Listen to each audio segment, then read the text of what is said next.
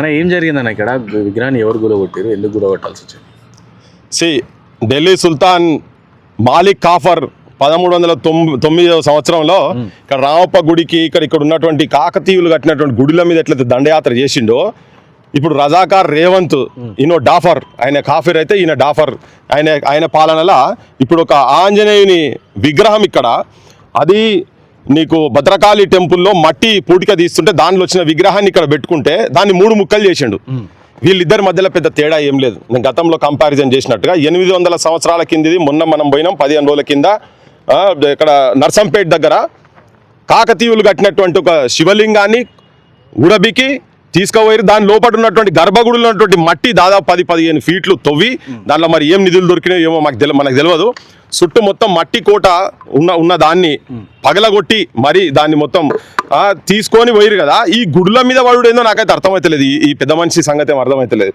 ఇప్పుడు ఇది ఈ భూమి, ఇది చెరువు, ఇది మొత్తం కంప్లీట్గా 5 ఎకరాల 10 గుంటలు ఇదొకటి, ఇది 23 సర్వే నెంబరు, పక్కకు ఇంకో సర్వే నెంబర్లో కూడా ఆల్రెడీ అన్యాక్రాంతం అయిపోయింది అదంతా కూడా. ఇక్కడ నట వీళ్ళు ఒక పెద్ద హోటల్ కడతారో మరి ఏం చేస్తారో తెలియదు. చెరువు కుంటల గత ప్రభుత్వం వాళ్ళు కూడా కుల సంఘాలకు ఇచ్చిర్రు, అదే తప్పు. ఏదైనా మంచి జాగాలు ఇవ్వాలి, అంతకన్నా పెద్దది కూడా ఇవ్వాలి, వాళ్ళ హాస్టల్ ఇవ్వాలి, అవసరమైతే బడులు పెడతారా, లైబ్రరీలు పెడతారా, అవన్నీ ఇవ్వాల్సిందే. అదో రజక సంఘంది, ఇదేమో మాల సంఘం దట. ఇట్లా అన్ని కులాలకు కూడా ఇస్తే ఎవరికేమి ఇక్కడ ఆబ్జెక్షన్ ఏం లేదు. కానీ ఇది లిటరల్గా చెరువును 3 తాడి చెట్ల లోతులున్నటువంటి చెరువును ఇప్పుడు స్థానికులు చెప్తారు, వీళ్ళందరూ మాట్లాడగా ఇప్పటిదాకా మీతోని, దాన్ని మొత్తము ఈ గుట్టలు గులగొట్టి ఇదంతా కులగొట్టి చూడు, ఇది గులగొట్టి అది గులగొట్టి, అది గుట్ట మొత్తం ఎక్కిన అటు సైడ్ ఉన్నది ఇదంతా కులగొట్టి దీని పక్కకే భద్రకాళి, ఇదంతా బండాలన్నీ మొత్తం దీంట్లో వేసి మూసేస్తున్నారు.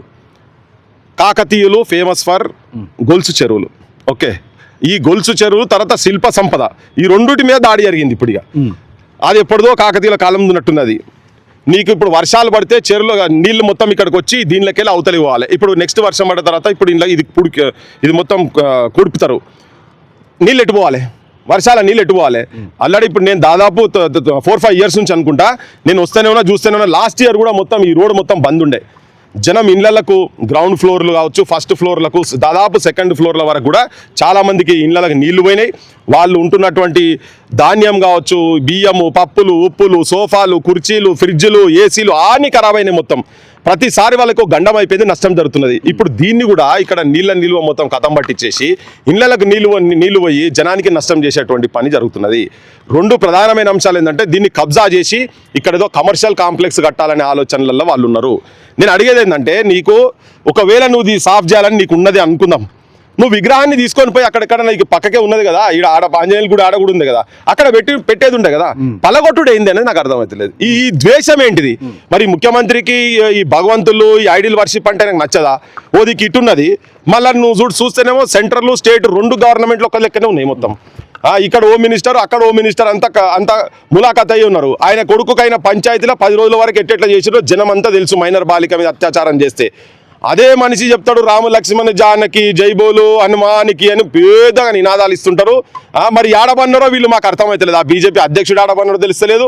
తర్వాత ఆయనకు బండి సంజయ్ కొడుకు మీద స్టేట్మెంట్లు ఇచ్చినందుకు ఆయనకు టైం దొరుకుతున్నది. కానీ మరి ఆంజనేయుని విగ్రహాన్ని 3 ముక్కలు చేస్తే మరి దానికి ఎందుకు రాలేదో ఆడ కూడా ఇప్పటిదాకా స్టేట్మెంట్ ఇచ్చినట్టయితే నాకైతే తెలియదు. ఇచ్చిండు ఎక్కడన్నా? ఇప్పటిదాకా ఇయ్యలే. మరి రామ భక్తుడు, హనుమంతుడు, మోడీ భక్తుని ఈయన కదా బండి సంజయ్. మరి ఈయన రేవంత్ రెడ్డి ఇద్దరు మళ్ళీ ప్రియమిత్రులట. వీళ్ళిద్దరు స్టేజ్ల మీద కూర్చొని ఇకలు పికలు వీళ్ళ నవ్వులాటలు కనబడుతున్నాయి కదా జనాలకు అందరికీ. ఆడ 800 సంవత్సరాల కింద దాని మీద చర్య లేదు, ఇప్పుడు దీని మీద చర్య లేదు.